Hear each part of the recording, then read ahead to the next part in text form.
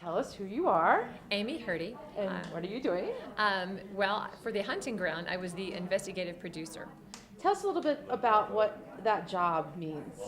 Oh my goodness. So it means that essentially I did the bulk of the investigative work on the film. I found subjects, I did a lot of research, I vetted subjects, lots of phone interviews, lots of in-person interviews, and then I did some on-camera interviews. Depending on the type of subject that I was trying to bring to the project, of course there's the issue of trauma. So there were many subjects dealing with a great deal of trauma who weren't sure if they wanted to be interviewed on camera or not. Some weren't sure they wanted to participate in the project at all.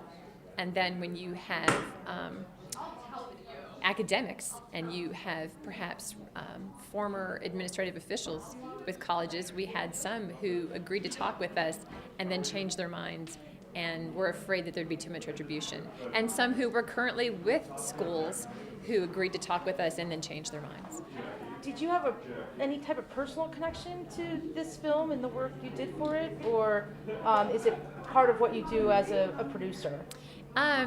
Well, it all is hand in glove really with women's rights, because for the most part it's women who are the victims of sexual assault, and so there is still a lot of victim blaming and a lot of shame attached to this issue, and so social justice has always been an area that I have reported on and been very passionate about. I was an investigative reporter at the Denver Post and did a project into the military about sexual assault in the military, and it was a full year-long project.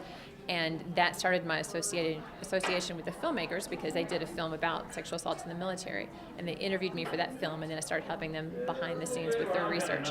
So then when they began work on the hunting ground, they came to me and asked if I would work for them, and I said absolutely, because I'd been part of that previous process and I had a lot of respect for their work. When you see the stories of these young women and men who go on camera and are fully identified, it brings the issue home in a way that nothing else can. One example is that, I did this big project into military sexual assault when I was at the Denver Post, and there were Senate Armed Services hearings that were called, and there was legislation that was proposed, and sweeping reforms that were supposed to be enacted, and then it all kind of quietly went away. And then they did a documentary film about it, these filmmakers, and that's the difference. And that really was what made me realize that the power of documentary is what enacts change. It does it in a way that nothing else does. And it's seeing the faces up on the screen and listening to their stories and watching the emotion that these people have is what really bonds an audience to them and is what makes a difference. I am blown away by the women I've met here in Sun Valley, because they are so open-hearted and warm and open-minded, and it's such a good energy, and I feel like this is the perfect venue because I feel like they truly care about these issues, and I'm thrilled that it's screening here, and I'm thrilled to be here. It's been wonderful.